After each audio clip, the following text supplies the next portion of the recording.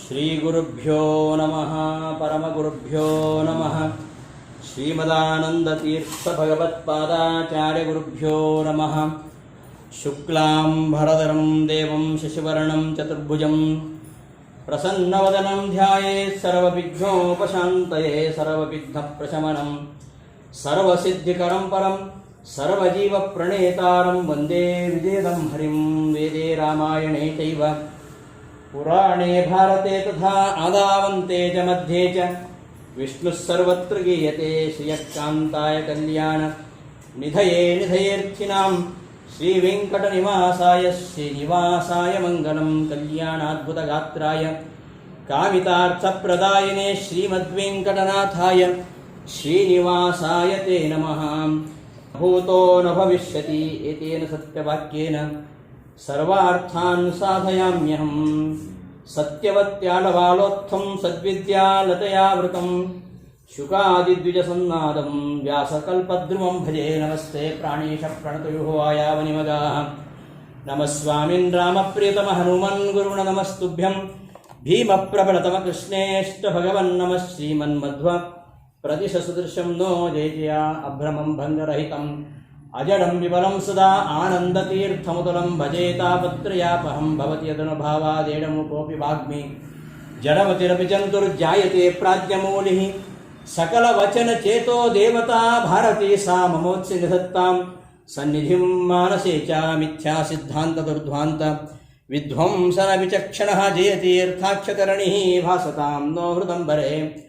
ಅರ್ಥಿಕಲ್ಪಿತಕಲ್ಪೋಯಂ ಪ್ರತ್ಯರ್ಥಿಗಜಕೇಸರಿ ವ್ಯಾಸತೀರ್ಥಗುರುರ್ಭೂಯಾತ್. ಅಸ್ಮದಿಷ್ಟಾರ್ಥಸಿದ್ಧಯೇ ಭಕ್ತಾನಾಂ ಮಾನಸಾಂಭೋಜ ಭಾನವೇ ಕಾಮಧೇನವೇ ನಮತಾಂ ಕಲ್ಪತರವೇ. ಜಯೀಂದ್ರಗುರವೇ ನಮಃ. ಕುಶಾಗ್ರಮತಯೇ ಭಾನುದ್ಯುತಯೇ ವಾದಿಭೀತಯೇ ಅರಾಜಿತಶ್ರೀಪತಯೇ ಸುಧೀಂದ್ರಯತಯೇ ನಮಃ. ದುರ್ವಾದಿಧ್ವಾಂತರವಯೇ ವೈಷ್ಣವೇಂದೀವರೇಂದವೇ ಶ್ರೀರಾಘವೇಂದ್ರಗುರವೇ ನಮೋತ್ಯಂತದಯಾಲವೇ. ಪೃಥ್ವೀಮಂಡಲಮಧ್ಯಸ್ಥಾಃ ಪೂರ್ಣಬೋಧಮತಾನುಗಾಃ ವೈಷ್ಣವಾಃ ವಿಷ್ಣುಹೃದಯಾಃ. ತಾನ್ನವಸ್ಸೇ ಗುರೂನ್ ಮಮ. ಅಜ್ಞಾನತಿಮಿರಚ್ಛೇದಂ ಬುದ್ಧಿಸಂಪತ್ಪ್ರದಾಯಕಂ ವಿಜ್ಞಾನವಿಮಲಂ ಶಾಂತಂ ವಿಜಯಾಖ್ಯಗುರುಂ ಭಜೆ. ತಪಸ್ವಾಧ್ಯಾಯ ಶುಶ್ರೂಷಾ ಕೃಷ್ಣಪೂಜಾರತಂ ಮುನಿಂ ವಿಶ್ವೇಶಮಿಷ್ಟದಂ ವಂದೇ. ಪರಿವ್ರಾಟ್ ಚಕ್ರವರ್ತಿನಂ ಬ್ರಹ್ಮರುದ್ರೇಂದ್ರಾದಿವಂದ್ಯಂ ತ್ವಾಂ ಭಜೆ ವೆಂಕಟನಾಯಕಂ. ನಿವಾರಯಸ್ವಾನಿಷ್ಟಾನಿ ಸಾಧಯಷ್ಠಾನಿ ಮಾಧವ. ಸ್ವಸ್ತಿಸ್ತುತಾಂ ಕುಶಲ ಸನ್ಮಂಗಲಾನಿ ಭವಂತು. ಸಂತುಷ್ಟೋಕೈಕಶ್ರವಣಪಠಮಾತ್ರೇಣ ಭಕ್ತಶ್ಚ ಶ್ರೋತॄಣಾಂ ನಿಖಿಲ ಕಲಿಕೃತ ಕಲ್ಮಷಾಪನೋದರ ಪಟುತರೆ. ಧರ್ಮಾಧಿಕರ ಪುರುಷಾರ್ಥ ಸಾಧನೆ ಭೂತೆ ಶ್ರೀಮದ್ಭವಿಷ್ಯೋತ್ತರ ಪುರಾಣೆ ಶ್ರೀ ವೆಂಕಟೇಶ ಮಹಾತ್ಮ್ಯ ಕಿಂಚಿತ್ ಪೂರ್ವಕಥಾನುವಾದಃ. ಶ್ರೀ ಗುರುಭ್ಯೋ ನಮಃ. ವೈಕುಂಠಂ ವಾ ಪರಿತ್ಯಕ್ಷೆ ನ ಭಕ್ತಾಂ ತ್ಯಕ್ತುಮುತ್ಸಹೇ ಎಂಬುದಾಗಿ ಪರಮಾತ್ಮ ಹೇಳಿದಂತೆ, ಪರಮಾತ್ಮ ತನ್ನವರಿಗೋಸ್ಕರವಾಗಿ ವೈಕುಂಠವನ್ನು ಕೂಡ ತೊರೆದು ಬರ್ತಕ್ಕಂಥವನು. ಅದಕ್ಕೆ ನಿದರ್ಶನ ಶ್ರೀನಿವಾಸ ಕಲ್ಯಾಣ. ವೈಕುಂಠವನ್ನು ತೊರೆದು ಈ ಭೂಲೋಕಕ್ಕೆ ಯಾಕೆ ಬಂದ ಅಂದರೆ ಕಲ್ಯಾಣಕ್ಕಾಗಿ. ಯಾರ ಕಲ್ಯಾಣ? ತನ್ನದೇ ಕಲ್ಯಾಣ. ಯಾರಿಗೋಸ್ಕರ? ಒಲಿದು ಭಕ್ತರಿಗಾಗಿ ಮದುವೆ ಹವಣಿಸಿಕೊಂಡ ಸುಲಭ ದೇವರ ದೇವ ವಿಜಯ ವಿಠಲ ಅಂತ ವಿಜಯದಾಸರು ಹೇಳುವ ಹಾಗೆ ಪರಮಾತ್ಮ ನಮ್ಮ ಕಲ್ಯಾಣಕ್ಕೋಸ್ಕರವಾಗಿ ಪದ್ಮಾವತಿಯ ಕಲ್ಯಾಣಕ್ಕೋಸ್ಕರವಾಗಿ ಭೂಗಿಡಿದು ಬಂದ. ಅವನು ಆಪ್ತಕಾಮ. ಅವನು ಏನಾಗಬೇಕಾಗಿಲ್ಲ. ಅವನು ಪದ್ಮಾವತಿಯನ್ನು ವಿವಾಹವಾಗಿದ್ದು ಅವನಿಗೋಸ್ಕರ ಅಲ್ಲ, ನಮಗೋಸ್ಕರವಾಗಿ. ಶ್ರೀನಿವಾಸ ಕಲ್ಯಾಣ ನಮಗೋಸ್ಕರವಾಗಿ. ಹೀಗೆ ಭಕ್ತರಿಗೋಸ್ಕರವಾಗಿ ಪರಮಾತ್ಮ ವೈಕುಂಠದಿಂದ ಇಳಿದು ಬರ್ತಾನೆ. ಅದಕ್ಕೆ ಇನ್ನೊಂದು ಕಾರಣ ಇತ್ತು. ಭೃಗು ಮಹರ್ಷಿಗಳು ವಿಷ್ಣು ಸರ್ವೋತ್ತಮತ್ವವನ್ನು ಸ್ಥಾಪನೆ ಮಾಡಬೇಕೆಂಬುದಾಗಿ ಬ್ರಹ್ಮ ವಿಷ್ಣು ಮಹೇಶ್ವರರ ಸತ್ಯಲೋಕ ಕೈಲಾಸ ವೈಕುಂಠ ಲೋಕಕ್ಕೆ ತೆರಳಿ ಅವರು ವಿಷ್ಣುವೇ ಸರ್ವೋತ್ತಮ ಅಂತ ಸಾರಿದರು. ಆದರೆ ವೈಕುಂಠ ಲೋಕಕ್ಕೆ ಬಂದಾಗ ಭೃಗು ಮಹರ್ಷಿಗಳ ಪಾದದಿಂದ ತನ್ನ ವಾಸಸ್ಥಾನವಾಗಿರತಕ್ಕಂತಹ ಪರಮಾತ್ಮನ ವಕ್ಷಸ್ಥಳ ಅದು ಘಾಸಿ ಆಯಿತು ಎಂಬುದಾಗಿ ಲಕ್ಷ್ಮೀದೇವಿ ಅಲ್ಲಿಂದ ಕೊಲ್ಲಾಪುರಕ್ಕೆ ಹೊರಟು ಬಿಡ್ತಾಳೆ. ಕೊಲ್ಲಾಪುರಕ್ಕೆ ಹೋಗ್ಲಿಕ್ಕೆ ಇನ್ನೊಂದು ಕಾರಣ ಅಂತ ನಾನು ಹೇಳಿದ್ದೆ. ಕೊಲ್ಲ ಎಂಬ ಅಸುರನ ಸಂಹಾರ ಮಾಡಬೇಕೆಂಬ ಉದ್ದೇಶವೂ ಇತ್ತು. ಹಾಗೆಯೇ ಭೃಗು ಮಹರ್ಷಿ ಪರಮಾತ್ಮನ ವಕ್ಷಸ್ಥಳಕ್ಕೆ ಪಾದಪ್ರಹಾರ ಮಾಡಿದ್ದರಿಂದಾಗಿ ಅವಳು ಪ್ರೇಮ ಕಲಹ ಮಾಡಿಕೊಂಡು ಕೊಲ್ಲಾಪುರಕ್ಕೆ ಹೋಗಿಬಿಡ್ತಾಳೆ. ಇತ್ತ ಕಡೆ ಶ್ರೀನಿವಾಸ ವೈಕುಂಠದಲ್ಲಿ ಇರಲಿಕ್ಕಾಗದೆ, ರಮೆಯನ್ನು ಬಿಟ್ಟು ಇರಲಿಕ್ಕಾಗದೆ ಅಲ್ಲಿಂದ ಹೊರಟು ಶೇಷಾಚಲಕ್ಕೆ ಬಂದುಬಿಡ್ತಾನೆ. ಶೇಷನನ್ನು ಬಿಟ್ಟಿರಲಿಕ್ಕೆ ಮನಸ್ಸಿಲ್ಲ ಅವನಿಗೆ. ಯಾವಾಗಲೂ ಶೇಷಶಾಹಿ, ಯಾವಾಗಲೂ ಶೇಷನ ಹಾಸ್ಯದ ಮಲಗಿರ್ತಾನೆ. ಅಂತಹ ಶೇಷಶಯನ ಶೇಷಾಚಲಕ್ಕೆ ಬಂದು ಶೇಷಗಿರಿ ವಾಸ. ಅಲ್ಲಿ ಶೇಷಶಯನ, ಇಲ್ಲಿ ಶೇಷಗಿರಿ ವಾಸ. ಶೇಷಶಯನ ಶೇಷಗಿರಿ ವಾಸ ಆಗಿದ್ದು ಇದು ಭಗವಂತನ ಒಂದು ಲೀಲೆ. ಯಾಕೆ ಅಂದರೆ ನಮ್ಮಂತಹ ಭಕ್ತರನ್ನು ಉದ್ಧಾರ ಮಾಡಲಿಕ್ಕೋಸ್ಕರವಾಗಿ ಪರಮಾತ್ಮ ಭೂಲೋಕಕ್ಕೆ ಬಂದು ಅಲ್ಲಿಯೇ ಇದ್ದಂತಹ ವೆಂಕಟಾಚಲದಲ್ಲಿದ್ದಂತಹ ಒಂದು ಹುತ್ತದಲ್ಲಿ 10,000 ವರ್ಷಗಳ ಕಾಲ ವಾಸ ಮಾಡ್ತಾನೆ. ಅದೇ ಸಮಯಕ್ಕೆ ಆ ರಾಜ್ಯವನ್ನು ಆಳ್ತಾ ಇದ್ದಂತಹ ರಾಜ ಚೋಳರಾಜನ ರಾಜ್ಯಭಾರ ತುಂಬ ಚೆನ್ನಾಗಿತ್ತು. ಚೋಳರಾಜ ದೊಡ್ಡ ವಿಷ್ಣು ಭಕ್ತ, ತುಂಬ ಪುಣ್ಯ ಕಾರ್ಯವನ್ನು ಮಾಡಿದವ. ಅಂತಹ ಚೋಳರಾಜನ ಸಾಮ್ರಾಜ್ಯದಲ್ಲಿ ಇವ ಹೀಗೆ ಹುತ್ತದಲ್ಲಿ ವಾಸ ಮಾಡಿಕೊಂಡಿದ್ದಾಗ ಪರಮಾತ್ಮನನ್ನು ಕಾಣದೆ ಲಕ್ಷ್ಮೀ ಬ್ರಹ್ಮ ಶಿವ ಹೊರಟು ಬಿಡ್ತಾರೆ. ಎಲ್ಲಿ ಹೋದ ಈ ಪರಮಾತ್ಮ ಅಂತ. ಲಕ್ಷ್ಮೀದೇವಿ ಬ್ರಹ್ಮನನ್ನು ಹಸುವನ್ನಾಗಿ ಮಾಡಿಕೊಂಡು, ಶಿವನನ್ನು ಕರುವನ್ನಾಗಿ ಮಾಡಿಕೊಂಡು, ತಾನು ಸ್ವತಃ ಗೋಪಾಲಿಕೆಯಾಗಿ ಹಸುವನ್ನು ತೆಗೆದುಕೊಂಡು ಚೋಳರಾಜನ ಆಸ್ಥಾನಕ್ಕೆ ಬರ್ತಾಳೆ. ಚೋಳರಾಜನ ಮಹಿಷಿ ಆ ಹಸುವನ್ನು ಕೊಂಡುಕೊಡ್ತಾಳೆ. ಆ ಹಸು ಪ್ರತಿನಿತ್ಯ ಸಾವಿರಾರು ಹಸುಗಳೊಂದಿಗೆ ಮೇಯ್ತಾ ಈ ವೆಂಕಟಗಿರಿಗೆ ಬರ್ತಾ ಇರ್ತದೆ. ಯಾಕೆ ಬರುತ್ತೆ ಅಂದರೆ ಪರಮಾತ್ಮನ ಹುಡ್ಕೊಂಡು ಬರ್ತಾ ಇದೆ. ಪರಮಾತ್ಮನ ಹುಡ್ಕೊಂಡು ಹೋದಾಗ ಪರಮಾತ್ಮನ ದರ್ಶನ ಆಗಬೇಕು ಅಂತಾದರೆ ವೇದಗಳ ಅಧ್ಯಯನ ಮಾಡಬೇಕು, ವೇದಜನ್ಯ ಜ್ಞಾನವನ್ನು ಗಳಿಸಬೇಕು, ಪರಮಾತ್ಮನಲ್ಲಿ ಜ್ಞಾನ ಭಕ್ತಿಯನ್ನು ಗಳಿಸಬೇಕು. ಆಗ ಮಾತ್ರ ಪರಮಾತ್ಮ ಕಾಣಿಸ್ಕೊಳ್ಳಿಕ್ಕೆ ಸಾಧ್ಯ. ಹಾಗೆಯೇ ಈ ಹಸು ಸಾವಿರಾರು ಹಸುಗಳ ಮಧ್ಯದಲ್ಲಿದ್ದರೂ ಕೂಡ ಆ ಸಾವಿರಾರು ಹಸುಗಳ ಜೊತೆಗೆ ಬೆರೆಯದೆ ಈ ವೆಂಕಟಾಚಲದಲ್ಲಿ ಪರಮಾತ್ಮನ ಹುಡ್ಕೊಂಡು ಹೋಗಿದೆ.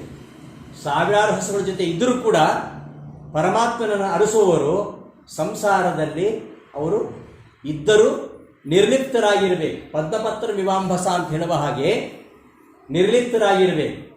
ಸಂಸಾರದಲ್ಲಿದ್ದು ಕಂಸಾರಿಯನ್ನು ನೆನೆ ಅಂತ ಹೇಳ್ತಾರಲ್ಲ, ಹಾಗೆ ಸಾವಿರಾರು ಹಸುಗಳ ಮಧ್ಯದಲ್ಲಿ ಇದ್ದರೂ ಕೂಡ ಆ ಹಸುಗಳೊಂದಿಗೆ ಬೆರೆಯದೆ ಪರಮಾತ್ಮನನ್ನು ಹುಡುಕೊಂಡು ಹೋಗ್ತಾ ಇದೆ. ಆ ಹಸು ಪರಮಾತ್ಮನ ದರ್ಶನ ಆಗಬೇಕಾದರೆ ವೇದಗಳ ಅಧ್ಯಯನ ಆಗಬೇಕು. ಯಾವ ವೇದ ಅಧ್ಯಯನ? ಈ ಹಸು ಸಾಕ್ಷಾತ್ ಬ್ರಹ್ಮದೇವ. ಹಸು ಅಂದರೆ ಸಾಕ್ಷಾತ್ ಬ್ರಹ್ಮದೇವ ತನ್ನ 4 ಮುಖಗಳಿಂದ ನಿರಂತರ ವೇದವನ್ನು ಪಠನ ಮಾಡ್ತಾ ಇರ್ತಾನೆ. ಅಂತಹ ನಿರಂತರ ವೇದ ಪಠನ ಮಾಡತಕ್ಕಂತಹ ಬ್ರಹ್ಮ ವೇದಗಳೆಂಬ ಕ್ಷೀರಸೇಚನವನ್ನು ಮಾಡ್ತಾ ಇದ್ದಾನೆ. ಕ್ಷೀರಸೇಚನ ಮಾಡುವ ಮೂಲಕವಾಗಿ ಪರಮಾತ್ಮನನ್ನು ಕಂಡಿದ್ದಾನೆ. ಪರಮಾತ್ಮನ ದರ್ಶನ ಅಲ್ಲಿ ಆಗತ್ತೆ ಅವನಿಗೆ. ಯಾವಾಗ? ಪ್ರತಿನಿತ್ಯ ಈ ಹಸು ವೆಂಕಟಾಚಲಕ್ಕೆ ಹೋಗುವುದು, ಆ ವಲ್ಮೀಕದಲ್ಲಿ ಕ್ಷೀರಸೇಚನ ಮಾಡುವಂಥದ್ದು. ಪ್ರತಿನಿತ್ಯ ನಿರಂತರ ಕ್ಷೀರಸೇಚನ ಮಾಡಿದಾಗ ಭಗವಂತನ ದರ್ಶನ ಆಗುವ ಕಾಲ ಸನ್ನಿಹಿತ ಆಯಿತು. ಅಷ್ಟೊತ್ತಿಗೆ ಏನಾಯಿತು, ಇವರಿಗೆ ಅನುಮಾನ, ಈ ಹಸು ಯಾಕೆ ಹಾಲೇ ಕೊಡ್ತಾ ಇಲ್ಲಲ್ಲ, ಇವೇನನ್ನು ಕರೆದು ಬೇರೆಯವರಿಗೆ ಮಾರಾಟ ಮಾಡ್ತಾ ಇದ್ದಾನೋ, ಅಥವಾ ಇವನೇ ಆ ಹಾಲನ್ನು ಕುಡಿತಾ ಇದ್ದಾನೋ, ಅಥವಾ ಕರು ಏನಾದರೂ ಕುಡಿತಾ ಇದೆಯೋ ಎಂಬ ಅನುಮಾನ ಬಂತು. ಗೋಪಾಲಕನ ಕರೆದು ವಿಚಾರಿಸಿದ್ಲು. ಅವನು ಬಾಯಿ ಬಿಡಲಿಲ್ಲ. ಅವನಿಗೆ ಹಗ್ಗದಿಂದ ಹೊಡೆದ್ಲು. ಒಂದು ದಿನ ಕಟ್ಟಿ ಹಾಕಿದ್ಲು. ಮರುದಿನ ಅದನ್ನು ಹಿಂಬಾಲಿಸ್ಕೊಂಡು ಹೋಗಿ ಅದೇನು ಮಾಡುತ್ತೆ ನೋಡು ಅಂತ ಹೇಳಿದ್ರು.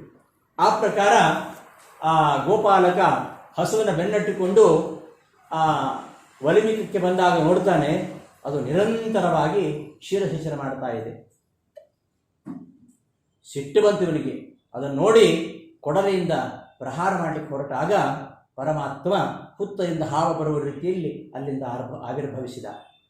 ನಿರಂತರವಾಗಿ ಆ ಹಸು ಕ್ಷೀರಸೇಚನ ಮಾಡಿದ್ದರಿಂದಾಗಿ ಪರಮಾತ್ಮ ಹುತ್ತದಿಂದ ಎದ್ದು ಬಂದ. ಅದರ ಸಂದೇಶ ಏನು? ಕ್ಷೀರಸೇಚನ ಅಂದರೆ ವೇದಗಳು.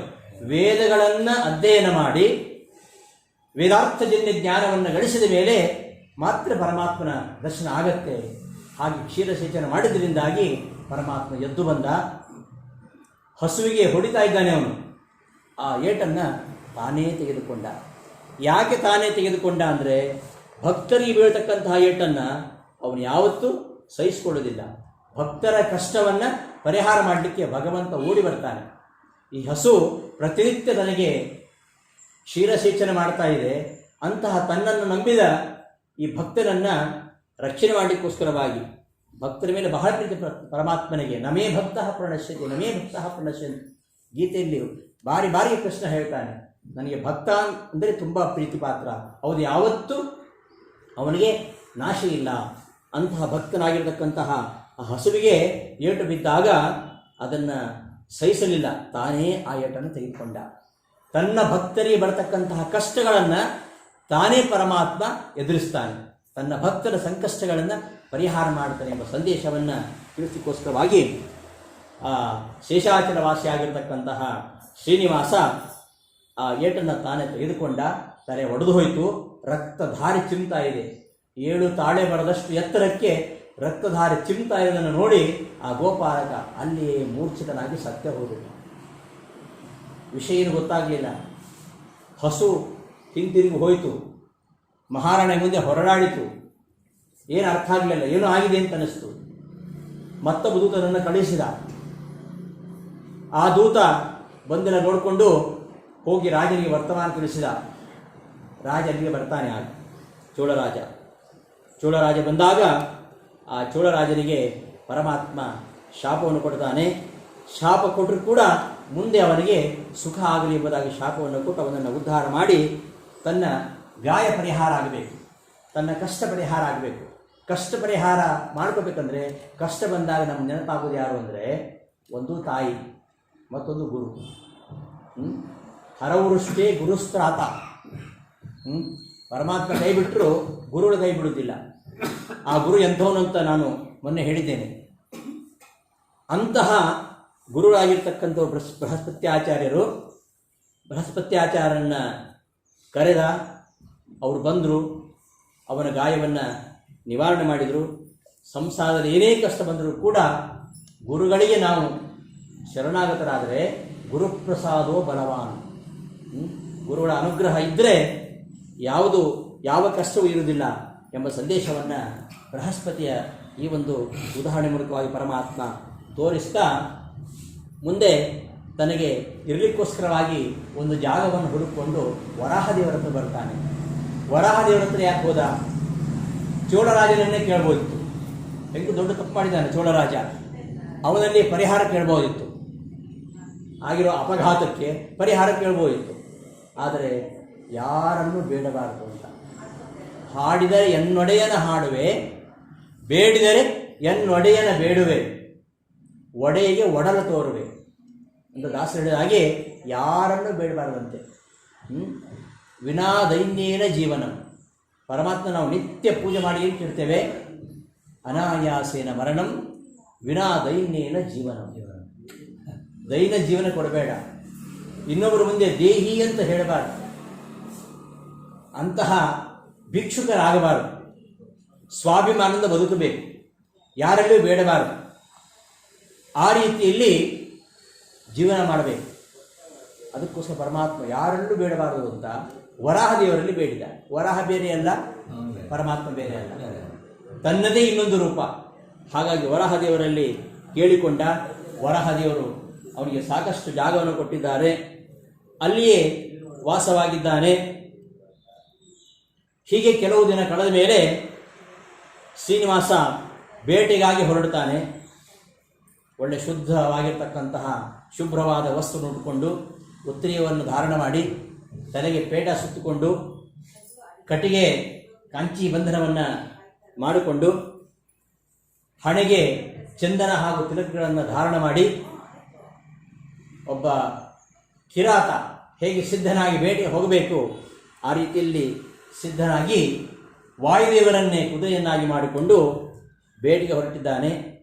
ಬೇಟೆಯಾಡ್ತಾ ಅನೇಕ ಕ್ರೂರ ಪ್ರಾಣಿಗಳನ್ನು ಬೇಟೆಯಾಡಿ ಒಂದು ಮದ್ದಾನೆಯನ್ನು ಬೆನ್ನಟ್ಟಿಕೊಂಡು ಅಲ್ಲಿಗೆ ಬರ್ತಾ ಇದ್ದಾನೆ. ಇತ್ತ ಕಡೆ ನಾರಾಯಣಪುರದಲ್ಲಿ ಸುವೀರನ ಮಗನಾಗಿರ್ತಕ್ಕಂತಹ ಸುಧರ್ಮನಿಗೆ ಆಕಾಶರಾಜ ಎಂಬ ಮಗ. ಆಕಾಶರಾಜ ಧರಣಿದೇವಿ. ಆಕಾಶರಾಜ ಒಳ್ಳೆ ರಾಜ, ಬೇಕಾದಷ್ಟು ಸಂಪತ್ತಿದೆ, ಧನಧಾನ್ಯ ಬೇಕಾದಷ್ಟಿದೆ. ಎಲ್ಲ ಇದ್ರೂ ಕೂಡ ಅವನಿಗೆ ಸಂತಾನ ಇಲ್ಲ.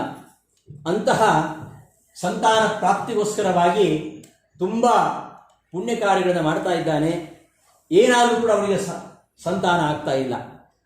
ಹಾಗಾಗಿ ಗುರುಗಳನ್ನು ಕರೆದ, ಬೃಹಸ್ಪತ್ಯಾಚಾರ್ಯರನ್ನು ಕರೆದು, ನನಗೆ ಸಂತತಿ ಇಲ್ಲ, ನಾನು ಏನು ಪಾಪ ಮಾಡಿದ್ದೇನೋ ಏನೋ, ಪುತ್ರವಂತಹ ಅಪುತ್ರವಂತಹ ಪುತ್ರವಂತಹ ಕಲು ಭಾಗ್ಯವಂತಹ, ಮಕ್ಕಳಿರ್ತಕ್ಕಂಥವರೇ ಭಾಗ್ಯವಂತರು, ನನಗೆ ಮಕ್ಕಳಿಲ್ಲ, ಏನು ಮಾಡಬೇಕು ಅಂತ ಕೇಳಿದಾಗ ಬೃಹಸ್ಪತ್ಯಾಚಾರ್ಯರು ಅವನಿಗೆ ಯಜ್ಞವನ್ನು ಮಾಡಲಿಕ್ಕೆ ಹೇಳ್ತಾರೆ. ಯಜ್ಞವನ್ನು ಮಾಡಬೇಕಾದ್ರೆ ಆ ಯಜ್ಞವನ್ನು ಮಾಡಲಿಕ್ಕೆ ಒಂದು ಸ್ಥಳವನ್ನು ಆಯ್ಕೆ ಮಾಡಬೇಕು. ಸ್ಥಳವನ್ನು ಶುದ್ಧ ಮಾಡಿ ಆ ಸ್ಥಳದಲ್ಲಿ ಆ ಸ್ಥಳವನ್ನು ಕರ್ಷಣ ಮಾಡಿ ಅದಕ್ಕೆ ಶುದ್ಧಿ ಮಾಡಿ ಅಲ್ಲಿ ಯಾಗವನ್ನು ಮಾಡಬೇಕು. ಅಂತಹ ಯಜ್ಞವನ್ನು ಮಾಡಬೇಕು ಅಂತ ಹೇಳಿದಾಗ ಆಕಾಶರಾಜ ಯಜ್ಞ ಸ್ಥಳವನ್ನು ಶೋಧನೆ ಮಾಡ್ತಾ ಇದ್ದಾನೆ. ಬಂಗಾರದ ನೇಗಿಲಿನಿಂದ ಆ ಭೂಮಿಯನ್ನು ಕರ್ಷಣ ಮಾಡಿ ಅಲ್ಲಿ ಯಜ್ಞವನ್ನು ಮಾಡಬೇಕು ಅಂತ ಆಲೋಚನೆ ಮಾಡುವಾಗ ಅಲ್ಲಿ ಒಂದು ದೊಡ್ಡ ಕಮಲ ಕಂಡಿದೆ. ಆ ಕಮಲದಲ್ಲಿ ಕಮಲಾಲಯ ಆಗಿರ್ತಕ್ಕಂತಹ ಲಕ್ಷ್ಮೀದೇವಿ ಕಾಣಿಸಿಕೊಂಡಿದ್ದಾಳೆ. ಈ ಜನಕ ಮಹಾರಾಜ ಕ್ಷೇತ್ರವನ್ನು ಬಂಗಾರದ ನೇಗಿಲಿನಿಂದ ಕರ್ಷಣ ಮಾಡಿದ ಲಕ್ಷ್ಮೀದೇವಿ ಆವಿರ್ಭಾವಗೊಂಡು. ಇದರ ಸಂದೇಶ ಏನು ಅಂದರೆ, ನಮಗೆ ಜೀವನದಲ್ಲಿ ಲಕ್ಷ್ಮಿ ಬರಬೇಕಾದ್ರೆ ನಾವು ನಮ್ಮ ದೇಹವನ್ನು ಶೋಧನೆ ಮಾಡಬೇಕು. ಈ ದೇಹ ಶರೀರ ಮಾಧ್ಯಮ ಖಲು ಧರ್ಮ ಸಾಧನ, ದುರ್ಲಭಂ ಮಾನುಷಂ ಜನ್ಮ. ಈ ಮನುಷ್ಯ ಜನ್ಮ ಬಹಳ ದುರ್ಲಭವಾಗಿರುವಂಥದ್ದು. 84 ಲಕ್ಷ ಕೋಟಿ ಜನ್ಮಗಳನ್ನು ದಾಟಿ ಈ ದೇಹ ಮಾನವ ದೇಹ ಬರುವಂಥದ್ದು. ಇಂತಹ ಮಾನವ ದೇಹವನ್ನು ವ್ಯರ್ಥ ಮಾಡಿಕೊಳ್ಬಾರದು ಅಂತ ಹೇಳ್ತಾರೆ. ಇಂತಹ ದೇಹವೆಂಬ ದೇಶವನ್ನು ಶೋಧನೆ ಮಾಡಬೇಕು. ಯಾವುದರಿಂದ? ಬಂಗಾರದ ನೇಗಿಲಿನಿಂದ. ಬಂಗಾರದ ನೇಗಿಲು, ಈ ದೇಹವನ್ನು ಶೋಧನೆ ಮಾಡತಕ್ಕಂಥ ಬಂಗಾರದ ನೇಗಿಲಿಂದ ಯಾವುದು? ಬಂಗಾರದ ಅಕ್ಷರಗಳು. ಬಂಗಾರದ ಅಕ್ಷರ ಅಂದರೆ ವೇದಗಳು. ವೇದಗಳಿಂದ ಈ ದೇಹವನ್ನು ಶೋಧನೆ ಮಾಡಬೇಕು. ಈ ದೇಹದ ಮೂಲಕವಾಗಿ ಸಾಧನೆ ಮಾಡಬೇಕು, ಅನುಷ್ಠಾನ ಮಾಡಬೇಕು. ಆ ಮೂಲಕವಾಗಿ ಅಂತಃಕರಣ ಶುದ್ಧಿಗೊಳಿಸಿಕೊಂಡು ವೇದಗಳ ಮೂಲಕವಾಗಿ ಬ್ರಹ್ಮಜ್ಞಾನ ಗಳಿಸಬೇಕು. ಆಗ ಸಂಪತ್ತು ಲಕ್ಷ್ಮೀದೇವಿ ಆವಿರ್ಭಾವಗೊಳ್ತಾಳೆ. ಯಾವ ಲಕ್ಷ್ಮಿ ಅಂದರೆ ಜ್ಞಾನ, ಭಕ್ತಿ, ವೈರಾಗ್ಯ. ಇವೇ ನಿಜವಾದ ಸಂಪತ್ತುಗಳು. ಜ್ಞಾನ, ಭಕ್ತಿ, ವೈರಾಗ್ಯಗಳೆಂಬ ಸಂಪತ್ತು ದೊರೆಯಬೇಕಾದರೆ ವೇದಗಳೆಂಬ ಬಂಗಾರದ ಅಕ್ಷರಗಳ ನೇಗಿಲಿನಿಂದ ದೇಹವೆಂಬ ದೇಶವನ್ನು ಕರ್ಷಣ ಮಾಡಿದರೆ ಅಲ್ಲಿ ಲಕ್ಷ್ಮಿ, ಅವಳ ಮನೋಭಿಮಾನಿ ಹಾಗೂ ಜ್ಞಾನಕ್ಕೆ ಅಧಿದೇವತೆ. ಅಂತಹ ಲಕ್ಷ್ಮಿ ಅವಳು ಆವಿರ್ಭವಿಸ್ತಾಳೆ ಎಂಬ ಸಂದೇಶವನ್ನು ಇಲ್ಲಿ ವೇದವ್ಯಾಸರು ನೀಡ್ತಾ ಇದ್ದಾರೆ. ಹೀಗೆ ವೇದಗಳೆಂಬ ನೇಗಿಲಿನಿಂದ ಶೋಧನೆ ಮಾಡಿದಾಗ ತತ್ವಜ್ಞಾನ ಗಳಿಸಿ ಆಗ ಜ್ಞಾನಭಕ್ತಿ ವೈರಾಗ್ಯಗಳ ಮೂಲಕವಾಗಿ ಮನೋಭಿಮಾನಿಯಾಗಿರ್ತಕ್ಕಂತಹ ಲಕ್ಷ್ಮೀದೇವಿ ಅವಳ ಮೂಲಕವಾಗಿ ಭಗವಂತನ ಅನುಗ್ರಹವನ್ನು ಗಳಿಸಬೇಕು ಎಂಬ ಸಂದೇಶವನ್ನು ಇಲ್ಲಿ ತಿಳಿಸ್ತಾ ಇದ್ದಾರೆ. ಮುಂದೆ ಒಂದು ಕಡೆ ಪದ್ಮಾವತಿ ಆ ಮಗುವನ್ನೇ ಆಕಾಶರಾಜ ಮನೆಗೆ ತೆಗೆದುಕೊಂಡು ಹೋಗಿ ಅವಳನ್ನು ಲಾಲನೆ ಪಾಲನೆ ಮಾಡಿದ್ದಾಳೆ. ಅವಳು ಯುವತಿಯಾಗಿದ್ದಾಳೆ. ಒಂದು ದಿನ ತನ್ನ ಸಖಿಯರೊಂದಿಗೆ ಕಾಡಿಗೆ ಪುಷ್ಪಾವಚಯನ ಮಾಡಲಿಕ್ಕೋಸ್ಕರವಾಗಿ ಬಂದಿದ್ದಾಗ ಅದೇ ಹೊತ್ತಿಗೆ ಇಲ್ಲಿ ಕಿರಾತುರ್ಬಿ ಆಗಿರ್ತಕ್ಕಂತಹ ಶ್ರೀನಿವಾಸ ಬಂದಿದ್ದಾನೆ. ನಾರದರು ಕೂಡ ಬಂದಿದ್ದಾರೆ. ನಾರದರು ಬಂದು ಆ ಪದ್ಮಾವತಿಯ ಎಲ್ಲ ಅಂಗಾಂಗಗಳ ಲಕ್ಷಣವನ್ನು ಹೇಳಿ ಅವಳಿಗೆ ಶುಭವಾಗತ್ತೆ ಅಂತ ಹೇಳಿ ನಿರ್ಗಮಿಸಿದ್ದಾರೆ. ಇತ್ತ ಕಡೆ ಕಿರಾತರೂಪಿಯಾಗಿರ್ತಕ್ಕಂತಹ ಶ್ರೀನಿವಾಸ ಈ ಕಡೆ ಬರ್ತಾ ಇದ್ದಾನೆ. ಆ ಕಿರಾತನನ್ನು ನೋಡುವ ಕುತೂಹಲ, ಆದರೂ ಕೂಡ ಅವರಿಗೆ ಭಯ ಐತೆ. ಯಾಕೆಂದರೆ ಒಂದು ಆನೆ, ಮದ್ದಾನೆ, ಅದನ್ನು ಬೆನ್ನಟ್ಟಿಕೊಂಡು ಬರ್ತಾ ಇದ್ದಾನೆ. ಆ ಆನೆಯನ್ನು ನೋಡಿ ಆ ಪದ್ಮಾವತಿ ಹಾಗೂ ಸಖಿಯರು ಹೆದರ್ಕೊಳ್ತಾರೆ. ಹೆದರ್ಕೊಂಡು ಒಂದು ಮರದ ಕಡೆಗೆ ಅಡಿಗೆ ಕುಳ್ಕೊಳ್ತಾರೆ. ಯಾಕೆ ಪದ್ಮಾವತಿ ಮರದ ಅಡಿಯಲ್ಲಿ ಅಡಿಗೆ ಕುಳ್ಕೊಂಡು ಅಂದರೆ, ನಾವು ಅಡಿಗೆ ಕುಳ್ಕೊಳ್ಬೇಕು. ನಾವು ಈ ಮದ್ದಾನೆ ಬಂದರೆ ಹೆದರಿ ನಾವು ಅಡಿಗೆ ಕುತ್ಕೊಂಡ್ಬಿಟ್ರೆ ಆಗ ನಮಗೆ ವೇದಾರ್ಥ ಜ್ಞಾನ ಬರುವುದಿಲ್ಲ. ಮದ್ದಾನೆ ಅದು ಮೊದಲ ಸಂಕೇತ. ಷಡ್ವರ್ಗಗಳಾಗಿರ್ತಕ್ಕಂತಹ ಕಾಮ, ಕ್ರೋಧ, ಲೋಭ, ಮೋಹ, ಮದ, ಮತ್ಸರ ಇವೇ ಮೊದಲಾದ ಷಡ್ವರ್ಗಗಳು ಆನೆಯ ಪ್ರತೀಕ. ಅಂತಹ ಆ ಮದ್ದಾನೆಯನ್ನು ನೋಡಿ ಇವರು ಹೆದರಿ ಮರದ ಅಡಿಯಲ್ಲಿ ಕೂತ್ಕೊಂಡ್ರು. ಹಾಗೆ ನಮ್ಮಲ್ಲಿ ಮದ, ಮೋಹ, ಮತ್ಸರಾದಿಗಳು ಬಂದರೆ ವೇದ ಅಡಿಕೊಳ್ತುಕೊಳ್ತದಂತೆ. ಅದು ತನ್ನನ್ನು ತೆಗೆದುಕೊಳ್ಳೋದಿಲ್ಲ. ಅದು ಯಾವಾಗ ತೆಗೆದುಕೊಳ್ತದೆ ಅಂದರೆ ನಾವು ಅದರ ಆಳಕ್ಕೆ ಇಳಿಬೇಕು. ವಿವೃಣತೆ ತನುಂ ಸ್ವಾಂ ಅಂತ ಹೇಳುತ್ತೆ ವೇದ. ಆ ವೇದಾಭಿಮಾನಿ ತೆಗೆದುಕೊಳ್ತಾಳೆ ಯಾವಾಗ ಅಂದರೆ ನಾವು ಅದನ್ನು ಚೆನ್ನಾಗಿ ಅಧ್ಯಯನ ಮಾಡಬೇಕು. ಬಿಬೇತ್ಯಲ್ಪಶ್ರುತಾದ್ವೇದೋ ಮಾಮಯಂ ಪ್ರಚಲಿಷ್ಯತಿ. ವೇದಕ್ಕೆ ಹೆದರಿಕೆಯಂತೆ. ಯಾಕೆಂದರೆ ಏನೂ ಅರಿಯದ ಮೂಢರು ಇದಕ್ಕೆ ಏನೇನೋ ಅರ್ಥ ಹೇಳಿಬಿಡ್ತಾರಲ್ಲ, ಅದಕ್ಕೆ ವೇದ ಏನು ಮಾಡುತ್ತೆ ಅಂದರೆ ಓಂಕಾರದ ಅಡಿಕೆಗೊಂಡಿರ್ತಾರೆ. ಓಂಕಾರದಲ್ಲಿ ಸಕಲ ವೇದ ಅರ್ಥ ಇದೆ. ಹಾಗಾಗಿ ಓಂಕಾರಕ್ಕೆ ಅಷ್ಟು ಮಹತ್ವ. ಯಾವುದೇ ಮಂತ್ರವನ್ನು ಜಪಿಸಬೇಕಾದ್ರೆ ಮೊದಲು ಓಂಕಾರ ಹೇಳಬೇಕು. ಮೊದಲು ಹೇಳಬೇಕು, ಕೊನೆಯಲ್ಲಿ ಹೇಳಬೇಕು. ಶ್ರವತ್ತೆನೋಕೃತಂ ಬ್ರಹ್ಮ ಪರಸ್ತಾಚ್ಯ ವಿಶೀರ್ಯತೆ. ಅನುವ್ಯಾಖ್ಯಾನದಲ್ಲಿ ಆಚಾರ್ಯ ಹೇಳ್ತಾರೆ, ಓಂಕಾರ ಪಠನ ಮಾಡಿ ಸೂತ್ರನ ಪಠಿಸಬೇಕು. ಓಂ ಅಥಾತೋ ಬ್ರಹ್ಮ ಜಿಜ್ಞಾಸ ಓಂ. ಮೊದಲು ಓಂಕಾರ ಹೇಳಬೇಕು, ಕೊನೆಗೂ ಓಂಕಾರ ಹೇಳಬೇಕು. ಯಾಕೆಂದರೆ ಓಂಕಾರ ಅದು ಸಕಲ ವೇದಾರ್ಥ ಪ್ರತಿಪಾದಕ. ಅದಿರ್ತಕ್ಕಂಥ ಮೂರಕ್ಷರ ಅ ಉ ಮ. ಈ ಓಂಕಾರ ಸಕಲ ವೇದಾರ್ಥವನ್ನು ತನ್ನಲ್ಲಿ ಅಡಗಿಸಿಕೊಂಡಿದೆ. ಹೀಗೆ ಯಾವನು ಅಲ್ಪಜ್ಞನಿದ್ದಾನೋ, ಮದ, ಮೋಹ, ಮತ್ಸರಾದಿಗಳಿಂದ ಕೂಡಿದ್ದಾನೋ ಅವನಿಗೆ ಹೆದರಿ ವೇದ ಅದು ಓಂಕಾರದಲ್ಲಿ ಅಡಗಿಕೊಳ್ಳುತ್ತೆ. ಅದು ನಮಗೆ ತೋರುವುದಿಲ್ಲ. ಹಾಗೆ ಈ ಆನೆಯನ್ನು ಕಂಡಾಗ ಈ ಸಖಿಯರು ಪದ್ಮಾವತಿ ಒಂದು ಮರದ ಅಡಿಯಲ್ಲಿ ಅಡಗಿಕೊಂಡಿದ್ದಾರೆ.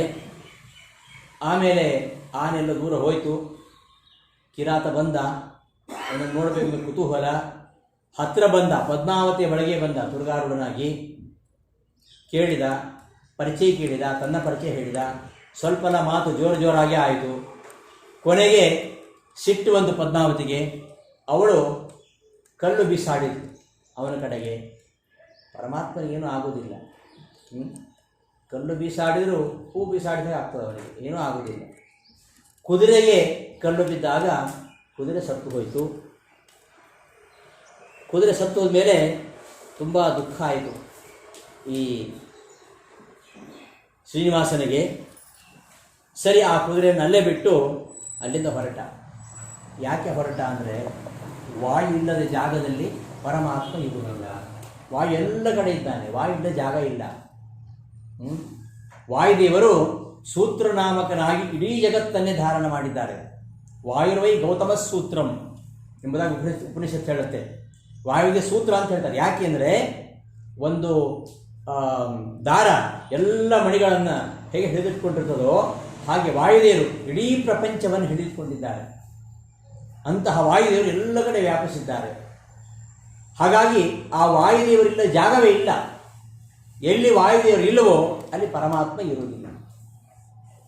ಎಲ್ಲಿ ಹನುಮನ ಮತವೇ ಹರಿಯ ಮತ. ಆದ್ದರಿಂದ ವಾಯುದೇವರು ಇಲ್ಲ ಅಂತಾದರೆ ಅಲ್ಲಿ ಪರಮಾತ್ಮ ಇರಲಿಕ್ಕೆ ಸಾಧ್ಯ ಇಲ್ಲ. ಆ ವಾಯುರೂಪಿಯಾಗಿರ್ತಕ್ಕಂತಹ ಆ ಕುದುರೆ ಸತ್ತು ಹೋದಾಗ ಅಲ್ಲಿ ಪರಮಾತ್ಮ ತನ್ನವರಿಗೆ ಬರತಕ್ಕಂತಹ ಕಷ್ಟವನ್ನು ಅವ ಸಹಿಸುವುದಿಲ್ಲಂತೆ. ತಾಳ ತನ್ನವರಿಗೆ ಮಾಡುವ ಅವಹೇಳನ. ದಾಸರು ಹೇಳ್ತಾರೆ, ತನ್ನವರಿಗೆ ಮಾಡುವ ಅವಹೇಳನವನ್ನು ಅವ ಸಹಿಸುವುದಿಲ್ಲ. ತನ್ನ ಭಕ್ತರಿಗೆ ಅವಹೇಳನ ಮಾಡಿದರೆ, ತನ್ನ ಭಕ್ತರಿಗೆ ಅವಮಾನ ಮಾಡಿದರೆ ಖಂಡಿತವಾಗಿಯೂ ಅಂಥವ್ರನ್ನ ಪರಮಾತ್ಮ ಶಿಕ್ಷಿಸ್ತಾನೆ. ಅದಕ್ಕೋಸ್ಕರವಾಗಿ ಅದನ್ನು ಸಹಿಸದೆ ವಾಯುನಿಲ್ಲದ ಕಡೆಗೆ ತಾನು ಇರುವುದಿಲ್ಲ ಅಂಥೇಳಿ ಆ ಕುದುರೆಯನ್ನು ಅಲ್ಲಿಯೇ ಬಿಟ್ಟು ಮುಂದೆ ಅಲ್ಲಿಂದ ಹಿಂದಿರುಗಿ ತನ್ನ ವೆಂಕಟಾಚಲಕ್ಕೆ ಬರ್ತಾನೆ. ಬಂದು ಮಲ್ಕೊಂಡ್ಬಿಡ್ತಾನೆ. ಬಕುಲಾವತಿ ಕೇಳ್ತಾಳೆ, ಯಾಕೋ ದಿನ ಇದ್ದ ಹಾಗಿಲ್ಲ, ಏನಾಗಿದೆ ಇವತ್ತು ಇವನಿಗೆ? ತುಂಬ ವಿಚಾರಿಸ್ತಾಳೆ. ಏನು ಮಾಡಿದರೂ ಬಾಯಿ ಬಿಡೋದಿಲ್ಲ. ಕೊನೆಗೆ ಎಲ್ಲ ವಿಚಾರವನ್ನು ಹೇಳ್ತಾಳೆ. ಪದ್ಮಾವತಿ ವೃತ್ತಾಂತವನ್ನು ತಾನು ಭೇಟಿ ಹೋದಾಗ ಪದ್ಮಾವತಿ ತನ್ನ ಸಖಿಯರೊಂದಿಗೆ ಬಂದದ್ದು, ಅಲ್ಲಿ ಆಗಿರತಕ್ಕಂತಹ ಮಾತಿನ ಚಕಮಕಿ, ಅವಳು ಕಣ್ಣಿಂದ ಹೊಡೆದ ಮೇಲೆ ಕುದುರೆ ಸತ್ತದ್ದು, ಎಲ್ಲ ವಿಚಾರವನ್ನು ತಿಳಿಸಿ ಆ ಪದ್ಮಾವತಿಯನ್ನು ನನಗೆ ಘಟನೆ ಮಾಡು ಎಂಬುದಾಗಿ ಬಕುಲಾವತಿಗೆ ಹೇಳಿ, ಆ ಬಕುಲಾವತಿ ಅವನಿಗೆ ಷಟ್ವಿಧ ಅನ್ನವನ್ನು ತಯಾರು ಮಾಡಿ ಊಟ ಬಡಿಸ್ತಾಳೆ. ಊಟ ಆದ ಮೇಲೆ ಬಕುಲಾವತಿ ಪರಮಾತ್ಮನ ಸಂಕಲ್ಪದಂತೆ ಆಕಾಶರಾಜನ ಪಟ್ಟಣಕ್ಕೆ ಹೊರಡಬೇಕು ಅಂತೇಳಿ ವೆಂಕಟಗಿರಿಯಿಂದ ಇಳಿದು ಅಗಸ್ತ್ಯೇಶ್ವರನ ಸನ್ನಿಧಾನಕ್ಕೆ ಹೋಗಿ ಅಲ್ಲಿ ಬಂದಿರತಕ್ಕಂತಹ ಪದ್ಮಾವತಿ ಹಾಗೂ ಸಖಿಯರೊಂದಿಗೆ ಸೇರಿಕೊಂಡು ಅಲ್ಲಿಂದ ಮುಂದೆ ನಾರಾಯಣಪುರಕ್ಕೆ ಹೋಗಿ ಅವಳು ಆಕಾಶರಾಜ ಧರಣಿದೇವಿಯರೊಂದಿಗೆ ಮಾತನಾಡಿ ಶ್ರೀನಿವಾಸನ ವಿವಾಹವನ್ನು ನಿಶ್ಚಯ ಮಾಡಿಕೊಂಡು ಬರ್ತಾಳೆ. ಇತ್ತ ಕಡೆ ಪರಮಾತ್ಮ ತಾನು ಕೊರವಂಜೆ ವೇಷವನ್ನು ಧಾರಣ ಮಾಡಿಕೊಂಡು ಪುಲಿಂದಿನಿ ವೇಷವನ್ನು ಧಾರಣ ಮಾಡಿಕೊಂಡು ಧರ್ಮದೇವಿ ಎಂಬ ಹೆಸರಿನಿಂದ ನಾರಾಯಣಪುರಕ್ಕೆ ಹೋಗಿ ಆ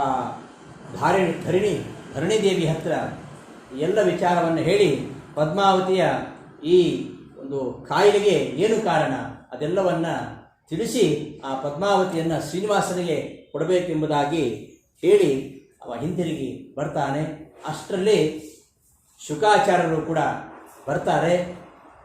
ಆಕಾಶರಾಜ ಕೊಟ್ಟಿರತಕ್ಕಂತಹ ಲಗ್ನ ಪತ್ರಿಕೆಯನ್ನು ತೆಗೆದುಕೊಂಡು ಶುಕಾಚಾರ್ಯ ಬರ್ತಾರೆ. ಆಮೇಲೆ ಬಕುಲಾವತಿ ಕೂಡ ಬರ್ತಾಳೆ.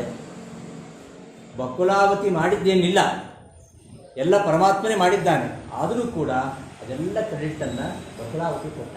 ಯಾಕೆಂದರೆ ಪರಮಾತ್ಮ ಹಾಗೆ ತಾನೇ ಎಲ್ಲ ಮಾಡುವವ, ಎಲ್ಲವನ್ನು ಮಾಡುವನವನೇ. ಅವನಿಲ್ಲದೆ ಅವನು ಮಾಡದೆ ಏನೂ ಆಗುವುದಿಲ್ಲ. ತೇನ ವಿನ ತೃಣಮಪಿ ನ ಚಲತಿ.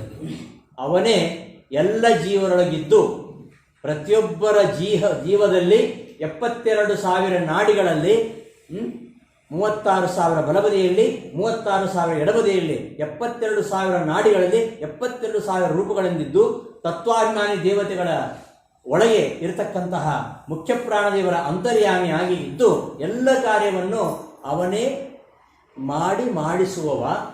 ಅದರ ಕ್ರೆಡಿಟನ್ನು ಅವರಿಗೆ ಕೊಡ್ತಕ್ಕಂಥವ್ರು, ಭಕ್ತರಿಗೆ ಅದರ ಒಂದು ಫಲವನ್ನು ಕೊಡ್ತಕ್ಕಂಥವ್ರು. ಇವನೇ ಎಲ್ಲ ಕಾರ್ಯವನ್ನು ಮಾಡಿದ್ದೇ ಆದರೂ ಕೂಡ ಬಕುಲಾವತಿಯಿಂದ ಇದೆಲ್ಲ ಆಯಿತು ಎಂಬುದಾಗಿ ಶುಕಾಚಾರ್ಯರ ಹತ್ರ ಹೇಳ್ತಾನೆ. ಶುಕಾಚಾರ್ಯರು ಆಕಾಶರಾಜನ ಕಡೆಯಿಂದ ಲಗ್ನ ಪತ್ರಿಕೆಯನ್ನು ತೆಗೆದುಕೊಂಡು ಬಂದಿದ್ದಾರೆ. ಬಹಳ ಸಂತೋಷವಾಯಿತು ಶುಕಾಚಾರ್ಯರಿಗೆ. ಆದರೂ ಕೂಡ ಶ್ರೀನಿವಾಸ ವಿವಾಹವಾಗಲಿಕ್ಕೆ ಇಷ್ಟಪಡುವುದಿಲ್ಲ. ಯಾಕೆಂದರೆ ಅಬಂಧೋಹೋ ಬಂಧುಹೀನಸ್ಯ ಅಬಂಧೋಹ ಬಂಧಯುಕ್ತಸ್ಯ. ಶ್ರೀನಿವಾಸ ಯಾರೂ ಇಲ್ಲ, ಒಬ್ಬನೇ ಏಕಾಕಿ. ಆದರೆ ಆಕಾಶರಾಜ ಅವನ ಬಂಧುಗಳು ತುಂಬ ಇದ್ದಾರೆ, ನನಗೆ ಯಾರು ಬಂಧುಗಳಿಲ್ಲ, ಆದರೆ ಅವನಿಗೆ ಎಷ್ಟು ಜನ ಬಂಧುಗಳಿದ್ದಾರೆ. ಹೀಗೆ ವಿವಾದಶ್ಚ ಸಮಯೋರೇವ ಶೋಭತೆ ಅಂತ ಹೇಳ್ತಾರೆ. ಹೀಗಿರುವಾಗ ಈ ಬಂಧುಹೀನಾಗಿರ್ತಕ್ಕಂತಹ ನನಗೆ ಬಂಧುಯುಕ್ತನಾಗಿರ್ತಕ್ಕಂತಹ ಆಕಾಶರಾಜರೊಂದಿಗೆ ಹೇಗೆ ವಿವಾಹ ಸಂಬಂಧ ಗಳಿಸುತ್ತೆ, ಏನು ಚೆನ್ನಾಗಿರುತ್ತೆ ಎಂಬುದಾಗಿ ಅಪಸ್ವರ ತೆಗಿತಾನೆ. ಅದರ ಅಭಿಪ್ರಾಯ ಏನೆಂದರೆ ಅವನಿಗೆ ಯಾರು ಬಂಧು ಇಲ್ಲ ಅಂತ ಅರ್ಥ ಅಲ್ಲ, ಅವನೇ ನಿಜವಾದ ಬಂಧು. ಉಳಿದವರು ಯಾರು ಬಂಧುಗಳಲ್ಲ. ಬಂಧುಹೀನ ಅಂದರೆ ಅವ ಬಂಧುಹೀನಲ್ಲ, ಎಲ್ಲವೂ ಅವನದೇ. ಇಡೀ ಬ್ರಹ್ಮಾಂಡವೇ ಅವನ ಪರಿವಾರ, ಎಲ್ಲ ದೇವತೆಗಳು ಅವನ ಪರಿವಾರ. ಅವನೇ ನಿಜವಾದ ಬಂಧು, ಅವನೇ ಅನಿಮಿತ್ತ ಬಂಧು. ವ್ಯಾಸರಾಜರು ಹೇಳ್ತಾರಲ್ಲ, ಪರಮಾತ್ಮನ ತಾಯಿ ಅಂತ ಹೇಳಲೋ, ತಂದೆ ಅಂತ ಹೇಳಲೋ, ಸಹೋದರ ಅಂತ ಹೇಳಲೋ, ಮಗ ಅಂತ ಹೇಳಲೋ, ಏನಂತ ಹೇಳಿ, ತಾಯಿ ಎಂಬೇನೆ ನಿನ್ನ ಧ್ರುವನ್ನ ಅವನ ತಾಯಿ ಕಾಯ್ದಳೆ. ಧ್ರುವ ಮಹಾರಾಜ ಅವಮಾನಿತನಾಗಿ ಅಮ್ಮನ ಬಳಿಗೆ ಬಂದಾಗ ಏನು ಹೇಳಿದವಳು, ಕಾಡಿಗೆ ತಪಸ್ಸು ಮಾಡುವಂತ. ತಾಯಿ ಅಂತ ನೆಚ್ಚಿಕೊಂಡವ ಅಂಥ ತಾಯಿ ಧ್ರುವನನ್ನು ಕಾಡಿ ಕಳಿಸಿದ್ರು. ತಂದೆಯಾಗಿ ಹಿರಣ್ಯಕಶಿಪು ಪ್ರಹ್ಲಾದನಿಗೆ ನಾನಾ ರೀತಿಯ ಶಿಕ್ಷೆ ಕೊಟ್ಟ. ಸಹೋದರನಾಗಿ ರಾವಣ ವಿಭೀಷಣಗೆ ತುಂಬ ತೊಂದರೆ ಕೊಟ್ಟ. ಹೀಗೆ ಯಾವ ಬಂಧುಗಳು ಕೂಡ ನಮ್ಗೆ ಯಾರು ಏನು ಮಾಡುವುದಿಲ್ಲ. ನಿಜವಾದ ಬಂಧು, ಅನಿಮಿತ್ತ ಬಂಧು ನೀನೇ. ಭಗವಂತನೇ ನಿಜವಾದ ಬಂಧು. ಅವನ ಬಂಧುತ್ವ ಅದು ಎಂಥದ್ದು ಅಂದರೆ ಅದು ಎಕ್ಸ್ಟ್ರಾ ಆರ್ಡಿನರಿ. ಉಳಿದರ ಬಂಧುತ್ವಕ್ಕೊಂದು ಇತಿಮಿತಿ ಇದೆ, ಅದಕ್ಕೊಂದು ವ್ಯಾಲಿಡಿಟಿ ಇದೆ. ಇಷ್ಟವರೆಗೆ ಆ ಬಂಧುತ್ವ, ಯಾವಾಗ ಬಂದು ದೂರ ಆಗ್ತಾರೋ ಗೊತ್ತಿಲ್ಲ. ಆದರೆ ಪರಮಾತ್ಮನಿಗೆ ಅವನ ನೆಂಟರಲ್ಲಿ ಬಂಟತನ, ಅವನ ಬಂಟರಲ್ಲಿ ನೆಂಟತನ, ಅವನ ಭಕ್ತರಲ್ಲಿ ಈ ಬಂಧುತ್ವ ಅದು ಅಪರಿಮಿತವಾಗಿರುವಂಥದ್ದು. ಒಮ್ಮೆ ಪರಮಾತ್ಮ ಹಚ್ಚಿಕೊಂಡ್ರೆ ಅವನು ಯಾವತ್ತೂ ದೊಡ್ಡದಿಲ್ಲ. ಅಂತಹ ಸಂಬಂಧ, ಅಂತಹ ಬಂಧುತ್ವ ಪರಮಾತ್ಮನದ್ದು. ಹಾಗಾಗಿ ಎಲ್ಲರೂ ನಿನ್ನ ಬಂಧುಗಳೇ ಆಗಿರಬೇಕಾದ್ರೆ ಬಂಧುಗಳಿಲ್ಲ ಅಂತ ನೀನು ಯಾಕೆ ಕೊರಗ್ತೀಯ? ಎಲ್ಲರೂ ನಿನ್ನ ಬಂಧುಗಳು, ಎಲ್ಲ ದೇವತೆಗಳನ್ನು ಕರೆಸು ಎಂಬುದಾಗಿ ಶುಕಾಚಾರ್ಯರು ಸಲಹೆ ಕೊಡ್ತಾರೆ. ಹಾಗೆ ಪರಮಾತ್ಮ ಎಲ್ಲ ದೇವತೆಗಳನ್ನು ಗರುಡ ಶೇಷರ ಮೂಲಕವಾಗಿ ಕಳಿಸ್ಕೊಳ್ತಾನೆ. ಎಲ್ಲ ದೇವತೆಗಳು ಬರ್ತಾರೆ ಶ್ರೀನಿವಾಸನ ದರ್ಶನಕ್ಕೆ. ಹೇಗೆ ಬರ್ತಾರೆ? ಗರುಡ ಶೇಷರ ಮೂಲಕವಾಗಿ ಬರ್ತಾರೆ. ಯಾಕೆಂದರೆ ಪರಮಾತ್ಮನ ಬಳಿಗೆ ಹೋಗಬೇಕಾದ್ರೆ ಯಾರೇ ಆಗಲಿ, ಬ್ರಹ್ಮನೇ ಮೊದಲಾದ ದೇವತೆಗಳು ಕೂಡ ಪರಮಾತ್ಮನ ಬಳಿಗೆ ಬರಬೇಕಾದ್ರೆ ಒಂದ ಗರುಡ ಮಾರ್ಗದಿಂದ ಬರಬೇಕು, ಒಂದ ಶೇಷ ಮಾರ್ಗದಿಂದ ಬರಬೇಕು. ಇದು ಬ್ರಹ್ಮಸೂತ್ರದ 3ನೇ ಅಧ್ಯಾಯದಲ್ಲಿ ಬರ್ತಕ್ಕಂತಹ ವಿಚಾರ. ಇದು ಈ ಸಾಧನಾ ಮಾರ್ಗಗಳು. ಪರಮಾತ್ಮನನ್ನು ಕಾಣಬೇಕಾದ್ರೆ, ಪರಮಾತ್ಮ ಬಳಿಗೆ ಹೋಗಬೇಕಾದ್ರೆ ಒಂದು ಗರುಡ ಮಾರ್ಗ, ಒಂದು ಶೇಷ ಮಾರ್ಗ. ಹಾಗಾಗಿ ಎಲ್ಲ ದೇವತೆಗಳು ಕೂಡ ಕೆಲವರು ಗರುಡನ ಮೂಲಕವಾಗಿ ಬರ್ತಾ ಇದ್ದಾರೆ, ಕೆಲವರು ಶೇಷನ ಮೂಲಕವಾಗಿ ತಮ್ಮ ಬಂಧು ಪರಿವಾರ ಸಮೇತರಾಗಿ. ಬ್ರಹ್ಮ ತನ್ನ ಮಡದಿಯಾಗಿರ್ತಕ್ಕಂತಹ ಸರಸ್ವತಿಯೊಂದಿಗೆ ಹಂಸವಾಹನಾಗಿ ಬಂದ. ರುದ್ರ ತನ್ನ ಮಡದಿಯಾಗಿರ್ತಕ್ಕಂತಹ ಉಮೆಯೊಂದಿಗೆ ಎತ್ತನ್ನು ಏರಿಕೊಂಡು ಬಂದ. ಹೀಗೆ ಎಲ್ಲರೂ ಕೂಡ, ವರುಣ ತನ್ನ ಮಡದಿಯಾಗಿರ್ತಕ್ಕಂತಹ ಭಾಗೀರಥಿಯೊಂದಿಗೆ ಮೊಸಳೆಯನ್ನು ಏರಿಕೊಂಡು ಬಂದ. ಹೀಗೆ ಅಗ್ನಿ ತನ್ನ ಹೆಂಡತಿಯಾಗಿರ್ತಕ್ಕಂತಹ ಸ್ವಹಾಸದ ಎಂಬ ಮಡದಿಯರೊಂದಿಗೆ ಮೇಕೆಯನ್ನು ಏರಿಕೊಂಡು ಬಂದ. ಎಲ್ಲರೂ ಕೂಡ ವಾಯುದೇವರು ತಮ್ಮ ಮಡದಿಯಾಗಿರ್ತಕ್ಕಂತಹ ಭಾರತೀ ದೇವಿಯರೊಂದಿಗೆ ಜಿಂಕೆಯನ್ನು ಏರಿಕೊಂಡು ಬಂದ. ಹೀಗೆ ಎಲ್ಲ ದೇವತೆಗಳು ಕೂಡ ತಮ್ಮ ಪರಿವಾರ ಸಮೇತರಾಗಿ ಈ ಕೆಲವರು ಗರುಡನನ್ನು ಮುಂದೆ ಮಾಡ್ಕೊಂಡು ಬಂದಿದ್ದಾರೆ, ಕೆಲವರು ಶೇಷನ ಮುಂದೆ ಮಾಡ್ಕೊಂಡು ಬಂದಿದ್ದಾರೆ. ಹೀಗೆ ಪರಮಾತ್ಮನ ಕಡೆಗೆ ಯಾವ ದೇವತೆಗಳೇ ಆಗಲಿ, ಯಾರೇ ಆಗಲಿ, ಜೀವಿಗಳು ಪರಮಾತ್ಮನಿಗೆ ಸಾಗಬೇಕಂತಾದರೆ ಒಂದು ಗರುಡ ಮಾರ್ಗದಲ್ಲಿ ಹೋಗಬೇಕು, ಒಂದು ಶೇಷ ಮಾರ್ಗದಲ್ಲಿ ಹೇಳಬೇಕು ಎಂಬ ಸಂದೇಶ ತಿಳಿಸೋಸ್ಕರವಾಗಿ ಗರುಡ ಶೇಷರನ್ನು ಕೊಟ್ಟು ಅವರ ಮೂಲಕವಾಗಿ ಎಲ್ಲ ದೇವತೆಗಳನ್ನು ಕರೆಸಿಕೊಂಡಿದ್ದಾನೆ ಪರಮಾತ್ಮ. ಬಂದ ಮೇಲೆ ಬ್ರಹ್ಮನ ಆದೇಶದಂತೆ ಎಲ್ಲ ವಿವಾಹದ ಪೂರ್ವಭಾವಿ ತಯಾರಿಗಳೆಲ್ಲ ಆಯಿತು. ಅದೆಲ್ಲ ಆದ ಮೇಲೆ ಪರಮಾತ್ಮ ಅವನಿಗೆ ಸ್ವಲ್ಪ ಬೇಸರ. ಯಾರಿಲ್ಲ, ಲಕ್ಷ್ಮೀದೇವಿ ಇಲ್ಲ. ಲಕ್ಷ್ಮೀದೇವಿ ಇಲ್ಲದೆ ಪರಮಾತ್ಮನನ್ನು, ಲಕ್ಷ್ಮೀದೇವಿ ಅವಳು ಮನೋಭಿಮಾನಿನಿ. ಅಷ್ಟು ಮಾತ್ರ ಅಲ್ಲ, ಲಕ್ಷ್ಮಿ ಇಲ್ಲದೆ ನನಗೆ ಯಾವ ಸಂಭ್ರಮವೂ ಇಲ್ಲ. ಲಕ್ಷ್ಮಿ ಇಲ್ಲದೆ ನನ್ನನ್ನು ಯಾರು ಪೂಜಿಸಿದರೂ ಕೂಡ ನಾನು ಫಲವನ್ನು ಕೊಡುವುದಿಲ್ಲ. ವಿಷ್ಣುನ ಸಹಿತಾಧ್ಯಾತ ಸಾಹಿತುಷ್ಟಿಂ ಪರಾಮೃಜೆ. ಲಕ್ಷ್ಮಿ ಇಲ್ಲದೆ ಯಾವ ಸೇವೆಯನ್ನು ನಾನು ಸ್ವೀಕಾರ ಮಾಡುವುದಿಲ್ಲ. ಲಕ್ಷ್ಮಿಯೇ ನಮಗೆ ದಾರಿ ತೋರ್ತಕ್ಕಂಥವಳು. ಲಕ್ಷ್ಮಿ ಸಹಿತನಾಗಿ ನಾರಾಯಣನ ಪೂಜೆ ಮಾಡಬೇಕು. ಅವಳೇ ಪರಮಾತ್ಮನ ತೋರಿಸ್ಬೇಕು ಅಂತ ಹೇಳ್ತಾರೆ. ಇಂದು ಏನೇ ಗೋವಿಂದ ಕೀರ್ತನೆಯಲ್ಲಿ ರಾಯರು ಲಕ್ಷ್ಮೀದೇವಿಯೇ ನನಗೆ ಪರಮಾತ್ಮನ ತೋರಿಸು ಅಂತ ಹೇಳೋದು. ಆದ್ದರಿಂದ ಪರಮಾತ್ಮನನ್ನು ಕಾಣಬೇಕಾದ್ರೆ, ಪರಮಾತ್ಮನನ್ನು ನಾವು ಮೆಚ್ಚಿಸಬೇಕಾದ್ರೆ ಅವನ ಹೆಂಡತಿಯಿಂದ ಮೆಚ್ಚಿಸಿದರೆ ಮಾತ್ರ. ಶ್ರೀಮತಿ ಮತ್ತು ಶ್ರೀ, ಬರೀ ಶ್ರೀ ಇಲ್ಲ. ಲಕ್ಷ್ಮೀನಾರಾಯಣಾಭ್ಯಾಂ ನಮಃ, ವಾಣಿ ಹಿರಣ್ಯಗರ್ಭಾಭ್ಯಾಂ ನಮಃ, ಉಮಾಮಹೇಶ್ವರಾಭ್ಯಾಂ ನಮಃ. ಹಾಗೆ ಲಕ್ಷ್ಮೀ ಸಹಿತನಾಗಿದ್ದರೆ ಮಾತ್ರ ತನಗೆ ಶೋಭೆ, ತನಗೆ ಸಂತೋಷ ಆಗುವಂಥದ್ದು ಎಂಬುದಾಗಿ. ಲಕ್ಷ್ಮಿ ಇಲ್ಲದೆ ನಾನು ಈ ಸಂಭ್ರಮ ಪಡುವುದಿಲ್ಲ ಅಂತ, ಲಕ್ಷ್ಮಿ ಇಲ್ಲದೆ ಪರಮಾತ್ಮನಿಗೆ ಯಾವ ಪೂಜೆ ಸಲ್ಲುವುದಿಲ್ಲ ಎಂಬ ಸಂದೇಶ.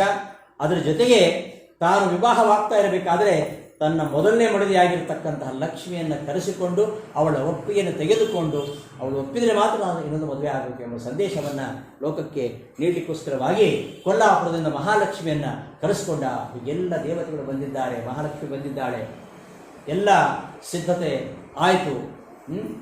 ಕುಲದೇವತೆ ಆಗಿರತಕ್ಕಂತಹ ಶಮಿ ಪ್ರತಿಷ್ಠೆ ಆಗಿದೆ, ಕುಲದೇವತಾ ಪೂಜೆ ಆಗಿದೆ. ಅದೆಲ್ಲ ಆಗಿ ಎಲ್ಲ ದೇವತೆಗಳೊಂದಿಗೆ ಪರಮಾತ್ಮ ತನ್ನ ಪರಿವಾರ ಸಮೇತನಾಗಿ ಆಕಾಶರಾಜನ ಪಟ್ಟಣಕ್ಕೆ ಹೊರಟಿದ್ದಾನೆ. ಮಾರ್ಗ ಮಧ್ಯದಲ್ಲಿ ಶುಕಾಚಾರ್ಯರ ಆಶ್ರಮದಲ್ಲಿ ಶುಕರು ಮಾಡಿರ್ತಕ್ಕಂತಹ ಉತ್ತರಾಣಿ ಅನ್ನವನ್ನು ಹಾಗೂ ಹುಸೆಗೊಜ್ಜನ್ನು ಪರಮಾತ್ಮ ಸ್ವೀಕಾರ ಮಾಡಿ ತನ್ನ ಎಲ್ಲ ಬಂಧು ಬಾಂಧವರೊಂದಿಗೆ ನಾರಾಯಣಪುರಕ್ಕೆ ಹೋಗಿದ್ದಾನೆ. ವೈಶಾಖ ಶುಕ್ಲ ದಶಮಿ ಶುಕ್ರವಾರ ಬೆಳಗ್ಗೆ ಶ್ರೀನಿವಾಸ ಮಂಗಲ ಸ್ನಾನವನ್ನು ಮಾಡಿ ವಿವಾಹಕ್ಕೆ ಸಿದ್ಧನಾಗಿದ್ದಾನೆ.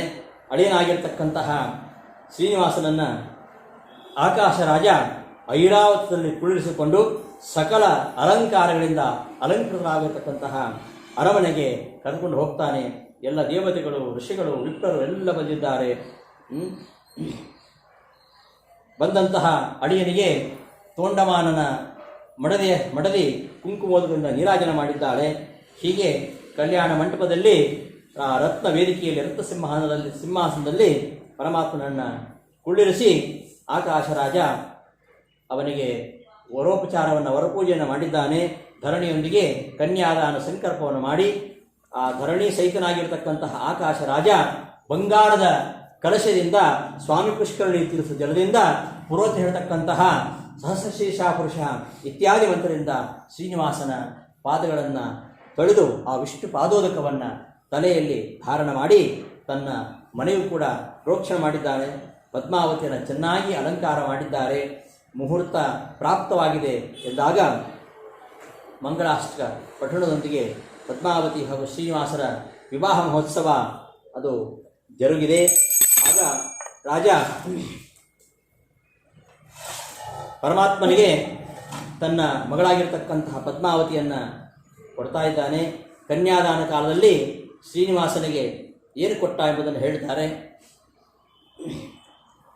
ವಶಿಷ್ಠರು ಹಾಗೂ ಬೃಹಸ್ಪತ್ಯಾಚಾರ್ಯರು ಅವರಿಬ್ಬರ ಕುಲಗೋತ್ರಗಳನ್ನು ಪಠಣ ಮಾಡಿ ಕನ್ಯಾದಾನದ ಮಂತ್ರವನ್ನು ಹೇಳ್ತಾರೆ. ಸುವೀರ ಆತ್ರೇ ಗೋತ್ರೋದ್ಭವಾಂ ಸುವೀರ ಶರವಣ ಪ್ರಪೌತ್ರೀಂ ಸುಧರ್ಮಣ ಪೌತ್ರೀಂ ಆಕಾಶ ಶರ್ಮಣ ಪುತ್ರೀಂ ಪದ್ಮಾ ನಾಮ್ನೀಂ ಎಂಬುದಾಗಿ ಆತ್ರೇ ಗೋತ್ರೋದ್ಭವವಾಗಿರತಕ್ಕಂತಹ ಸುವೀರರಾಜನ ಮೊಮ್ಮಗಳಾದ ಸುವೀರರಾಜನ ಮರಿಮಗಳಾದ ಸುಧರ್ಮರಾಜನ ಮೊಮ್ಮಗಳಾಗಿರ್ತಕ್ಕಂತಹ ಆಕಾಶರಾಜನ ಮಗಳಾಗಿರ್ತಕ್ಕಂತಹ ಪದ್ಮಾವತಿಯನ್ನು ಧರ್ಮ ಸಂಪತ್ತಿಗೋಸ್ಕರವಾಗಿ ಸ್ವೀಕಾರ ಮಾಡಬೇಕು ಎಂಬುದಾಗಿ ಆಕಾಶರಾಜನ ಪುರೋಹಿತರು ಹೇಳ್ತಾರೆ. ಹಾಗೆಯೇ ಈ ಯಯಾತಿಯ ಮರಿಮಗನಾಗಿರ್ತಕ್ಕಂತಹ ಶೂರಸೇನನ ಮೊಮ್ಮಗನಾಗಿರ್ತಕ್ಕಂತಹ ವಸುದೇವನ ಮಗನಾಗಿರ್ತಕ್ಕಂತಹ ವೆಂಕಟೇಶರಿಗೆ ಶ್ರೀನಿವಾಸನೆಂಬ ವರನಿಗೆ ಈ ಕನ್ಯೆಯನ್ನು ಕೊಡ್ತಾ ಇದ್ದೇನೆ ಎಂಬುದಾಗಿ ಇಬ್ಬರೂ ಕಡೆಯವರು ಗೋತ್ರೋಚ್ಚಾರ ಮಾಡ್ತಾರೆ. ಆಕಾಶರಾಜ ಧರಣಿ ದೇವಿಯೊಂದಿಗೆ ಕನ್ಯಾದಾನವನ್ನು ಮಾಡಿ ವೆಂಕಟನಾಮ್ನೇ ವರಾಯ ಶ್ರೀಧರ ರೂಪಾಯ ಶ್ರೀರೂಪಿಣೀಂ ಪದ್ಮಾ ನಾಮ್ನೀಂ ಕನ್ಯಾಂ ನಿರತಿಶಯ ಆನಂದ ಬ್ರಹ್ಮಲೋಕ ಪ್ರಾಪ್ತ್ಯರ್ಥಂ ತುಭ್ಯಮಹಂ ಸಂಪ್ರದದೆ ಎಂಬುದಾಗಿ ವರನ ಹಸ್ತದಲ್ಲಿ ಶ್ರೀನಿವಾಸನ ಹಸ್ತದಲ್ಲಿ ಪದ್ಮಾವತಿಯ ಹಸ್ತವನ್ನಿಟ್ಟು ಬಂಗಾರದ ಹೂಗಳಿಂದ ಸಹಿತವಾಗಿರ್ತಕ್ಕಂತಹ ಸ್ವಾಮಿ ಪುಷ್ಕರಣ ತೀರ್ಥದ ಉದಕದಿಂದ ಧಾರಾಪೂರ್ವಕವಾಗಿ ಕನ್ಯಾಂ ಪ್ರತಿಗೃಹಾತ್ ಭವಾನ್ ಎಂಬುದಾಗಿ ಕನ್ಯಾಧಾರೆಯನ್ನು ಮಾಡ್ತಾನೆ. ಪರಮಾತ್ಮ ಪ್ರತಿಗೃಹಾಮಿತ ಸ್ವೀಕಾರ ಮಾಡ್ತಾನೆ. ಮಮಯಸ್ಯ ಚರೋದ್ಭೂತ ಪಾಡಿತ ಆಕಾಶ ಭಾಷೆಯ ತುಭ್ಯಂ ಕೃಷ್ಣಮಯ ದತ್ತ ಪುತ್ರ ಪೌತ್ರ ಪ್ರವರ್ಧಿನಿ ಧರ್ಮೇಚ ಅರ್ಥೇಚ ಕಾಮೇಚ ನಾತಿ ಚರಿತವ್ಯ ಎಂಬುದಾಗಿ ಆಕಾಶರಾಜ ಅವಳನ್ನು ಪದ್ಮಾವತಿಯನ್ನು ಪರಮಾತ್ಮನ ಕೈಗೆ ಅವಳ ಕೈಯನ್ನಿಟ್ಟು ಕನ್ಯಾದಾನವನ್ನು ಮಾಡ್ತಾನೆ. ಅನಂತರ ಮುಂದಿನ ಎಲ್ಲ ವಿಧಿವಿಧಾನ ನಡೀತವೆ. ಈ ಕಾಲದಲ್ಲಿ ಆಕಾಶರಾಜ ಶ್ರೀನಿವಾಸನಿಗೆ ಕೋಟಿಗಟ್ಟಲೆ ಕೊಟ್ಟಂತೆ ಬಂಗಾರ ಸಂಪತ್ತಿನ ಧನರಾಶಿಯನ್ನೇ ಕೊಟ್ಟ.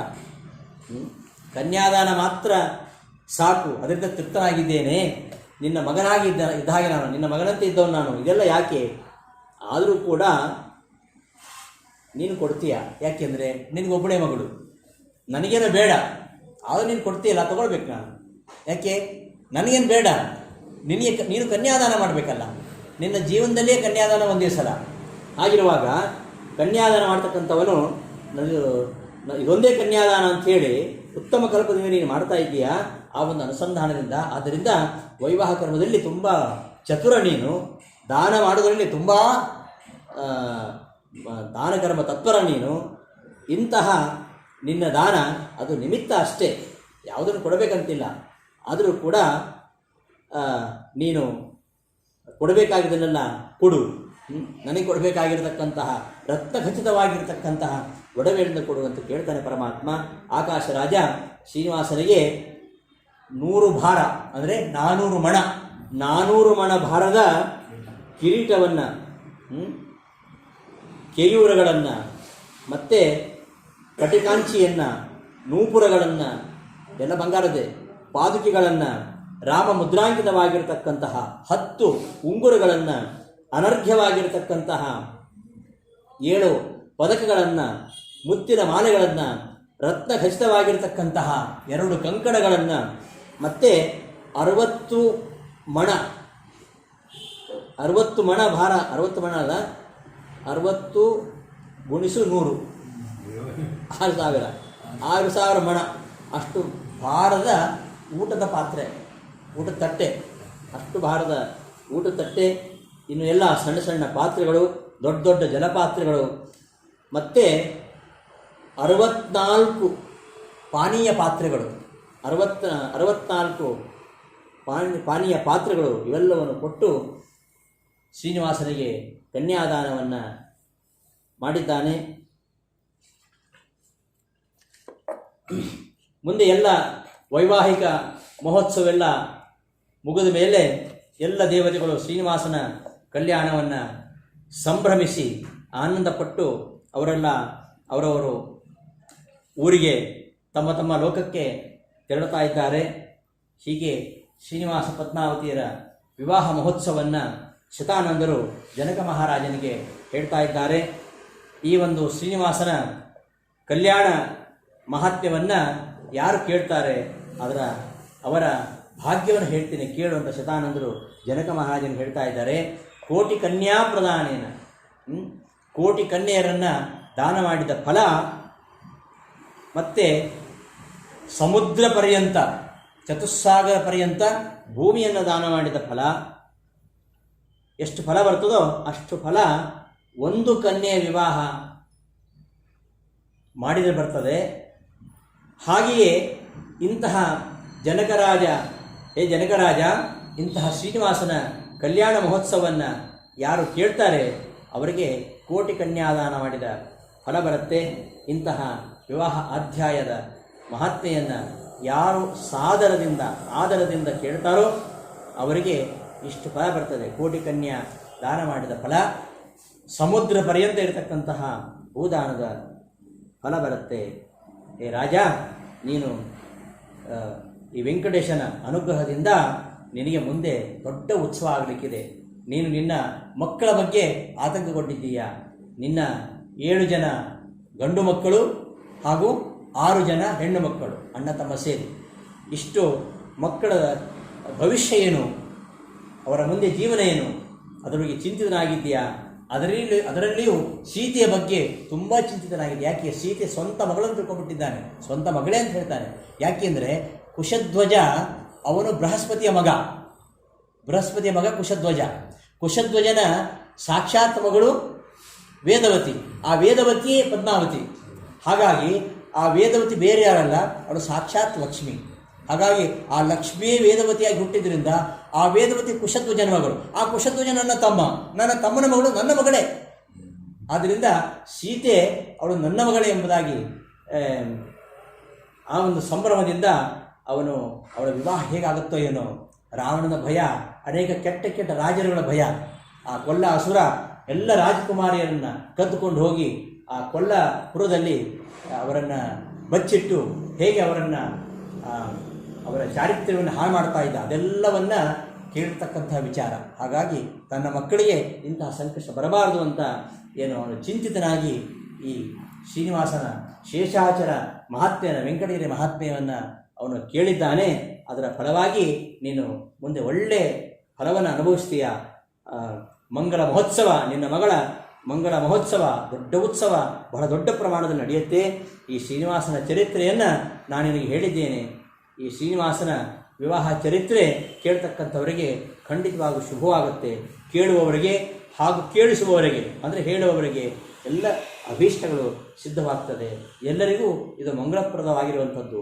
ಇಂತಹ ಶ್ರೀನಿವಾಸನ ಕಲ್ಯಾಣ ಶ್ರೀನಿವಾಸ ಕಲ್ಯಾಣ ಮಹೋತ್ಸವ, ಶ್ರೀನಿವಾಸ ಪದ್ಮಾವತಿಯರ ವಿವಾಹ ಮಹೋತ್ಸವ, ಈ ವೆಂಕಟಾಚಲ ಮಹಾತ್ಮ್ಯವನ್ನು ನಿರೂಪಣೆ ಮಾಡತಕ್ಕಂತಹ ಈ ಒಂದು ಚರಿತ್ರೆ ಅತ್ಯಂತ ಮಂಗಳಪ್ರದವಾಗಿರುವಂಥದ್ದು ಅಂತ ಹೇಳ್ತಾ ಶ್ರೀನಿವಾಸನ ವಿವಾಹ ಪ್ರಶಂಸೆಯನ್ನು ಮತ್ತೆ ಮತ್ತೆ ಶತಾನಂದರು ಮಾಡ್ತಾ ಈ ಶ್ರೀನಿವಾಸ ಕಲ್ಯಾಣ ಮಹೋತ್ಸವದ ಫಲವನ್ನು ನಿರೂಪಿಸಿ ಜನಕ ಮಹಾರಾಜನ ಎಲ್ಲ ಆತಂಕವನ್ನು ನಿವಾರಿಸಿ ಮುಂದೆ ಅವರು ಹಿಂದಿರುಗುತ್ತಾರೆ. ಇಂತಹ ಪರಮ ಪವಿತ್ರವಾಗಿರ್ತಕ್ಕಂತಹ ಶ್ರೀನಿವಾಸನ ಕಲ್ಯಾಣ ಮಹೋತ್ಸವದ ಈ ಒಂದು ಶೇಷಾಚಲ ಮಹಾತ್ಮೆ, ವೃಷಭಾಚಲ ತ್ರೇತೆಯಲ್ಲಿ, ಕೃತಯುಗದಲ್ಲಿ ವೃಷಭಾಚಲ, ತ್ರೇತೆಯಲ್ಲಿ ಅಂಜನಾಚಲ, ದ್ವಾಪರ ಯುಗದಲ್ಲಿ ಶೇಷಾಚಲ, ಕೊನೆಗೆ ವೆಂಕಟೇಶ ಇಲ್ಲಿ ಬಂದು ನಿಲ್ಲಿಸಿದ್ರಿಂದಾಗಿ ವೆಂಕಟಾಚಲ, ವೆಂಕಟಾದ್ರಿ ಸಮಂ, ಈ ವೆಂಕಟಾದ್ರಿಗೆ ಸಮವಾಗಿರ್ತಕ್ಕಂತಹ ಬೆಟ್ಟ ಮತ್ತೊಂದಿಲ್ಲ ಅಂತ ಹೇಳ್ತಾ ಅಂತಹ ಬ್ರಹ್ಮರುದ್ರೇಂದ್ರಾದಿ ವಂದಿನಾಗಿರ್ತಕ್ಕಂತಹ ಪರಮಾತ್ಮನ ವಿಶೇಷ ಸನ್ನಿಧಾನ ಇರತಕ್ಕಂತಹ ವೆಂಕಟಾಚಲದ ಮಹಾತ್ಮೆ ಹಾಗೂ ವೆಂಕಟಾಚಲಿರತಕ್ಕಂತಹ ಶ್ರೀನಿವಾಸನ ಕಲ್ಯಾಣ ಮಹೋತ್ಸವ ಇದನ್ನು ಕೇಳಿಸಿದಂಥವರಿಗೂ ಎಲ್ಲ ಇಷ್ಟಾರ್ಥಗಳು ಸಿದ್ಧ ಆಗ್ತವೆ. ಇಂತಹ ಒಂದು ಸರ್ವ ಇಷ್ಟಾರ್ಥ ಸಿದ್ಧಿಯಾಗಲಿ ಅಂತ ಆ ಭಗವಂತನಲ್ಲಿ ಪ್ರಾರ್ಥನೆ ಮಾಡ್ತಾ ನನ್ನ 4 ವಚನ ಕುಸುಮಗಳನ್ನು ನನ್ನ ಕುಲಗುರುವಾಗಿರ್ತಕ್ಕಂತಹ ಪರಮ ಪೂಜ್ಯ ಶ್ರೀ ಸುಬದೇಂದ್ರ ಶ್ರೀಪಾದಂಗಳವರ ಅಂತರ್ಯಾಮಿಯಾಗಿರ್ತಕ್ಕಂತಹ ಕಲಿಯುಗ ಕಲ್ಪದರು ಕಾಮಧೇನು ಕಲ್ಪವೃಕ್ಷ ಶ್ರೀಮದ್ ರಾಘವೇಂದ್ರ ತೀರ್ಥರ ಗುರುವಂತರ್ಯಾಮಿ ತ್ರೈಲೋಕ್ಯ ಗುರುಗಳಾಗಿರ್ತಕ್ಕಂತಹ ವಾಯುದೇವರ ಅಂತರ್ಯಾಮಿಯಾಗಿರ್ತಕ್ಕಂತಹ ನಮ್ಮ ಕುಲಸ್ವಾಮಿ ತಿರುಪತಿಯ ಶ್ರೀನಿವಾಸನ ಅಡಿದಾವರಿಗಳಲ್ಲಿ ನನ್ನ 4 ಕುಸುಮಗಳನ್ನು ಸಮರ್ಪಿಸುತ್ತೇನೆ. ಶ್ರೀಕೃಷ್ಣ ಅರ್ಪಣಮಸ್ತು.